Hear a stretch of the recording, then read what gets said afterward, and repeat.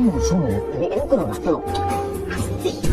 কাকা আমি তো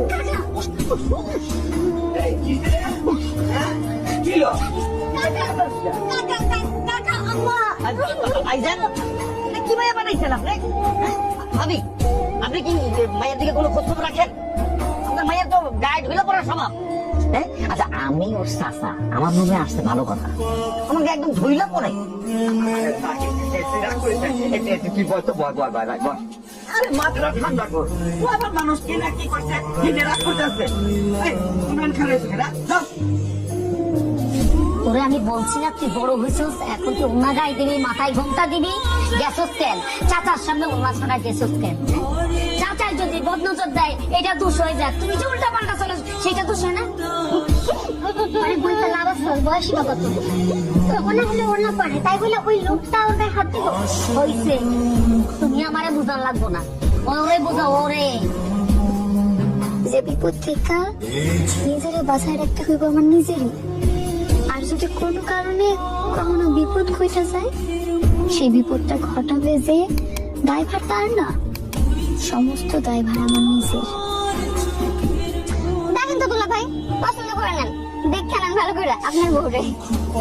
ও ভাই আমার এক কান্ত, সেই সময় আমার বোনটা দেখে আপনার মন ভরে নেয় না? হ্যাঁ, কাহিনী কি?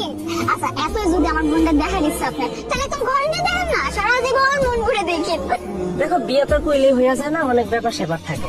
আর তাছাড়া একে অন্যের মধ্যে তো একটা বোঝাপড়ারও ব্যাপার সেবার আছে। আচ্ছা সবই বুঝলাম, এই যে মনে করেন বোঝাপড়া, জানা জানি, দেখা দেখি সব তো আপনার ভিতরে হইব, তাই না? মাঝখানে আমি কেন কাবাবের হাড্ডি হইতে যাবো? ও কইছে কারণ তুমি থাকলেই তো আমার ভালো লাগে, মানে তুমি তো আমাদের সবকিছুর মধ্যেই থাকবা, তাই না? আর তুমি কাবাবের হাড্ডি হইতে যাবা কেন? তুমি তো আমার ছোট বউ। কি আর শোনো নাই, মানে শালি মানে তো অর্ধেক বউ। ঠিক আসলে সাইরা দেন দুলা ভাই, অর্ধেক বউকে আপনি সাইরা না বউ পাইবেন না। আইসা আমি দূরে গেলে আপনি আপনার বউ লোক গল্প করেন। আরে আরে আরে কই যাও? আরে তুমি চলে গেলে তো আড্ডাটাই শেষ হয়ে যাবে। আচ্ছা একটু পর আপনি কইবেন কি জানেন? একটু পর আপনি কইবেন যে আমাকে বাসর ঘরে তোমার থাকতে হবে। আমি বাসর ঘরে থাকতে পারবো না, আমি গেলাম। কাজ কাজ কাজ, এই কাজ কাজ, ওই কাজ কাজ। এই এদিকে আও। কি কি এমন কাজ করো বাড়িতে? সারাদিন কি এমন কাজ করো? কি এমন কাজ আছে এই বাড়িতে? আরে বুঝাচ্ছি যে বড় হইতেছে, তাকে দিকে একটু নজর রাখো, খেয়াল রাখো। আরে বাবা হচ্ছে নাকি সেটা করবেন, তত চিল্লাচিল্লি করতেছেন কেন? ওনার বাড়ি থেকে ফোন দিছিল। কি হইছে? মাইয়া পছন্দ হইছে? পছন্দ হয়েছে? তোমার বড় ডানা না, ছোট ডানে পছন্দ হয়েছে। তারা কয়ে দিয়েছে বিয়ে যদি হয় তাহলে ছোট ডানা চাকরি হবে। বড় মেয়েরে পছন্দ না করে ছোট মেয়েরে পছন্দ করছে, এটা কেমন কথা? সম্ভব। কি করছিস তুই জানোস না? তুই কি করছিস তুই জানোস না? কি বলিস না? তোরা আমি হাজার দিন কইছি, হাজার দিন কইছি বড় হইতেছ নিজেরে সামলা, ডাক্তার লগে কথা কইস না।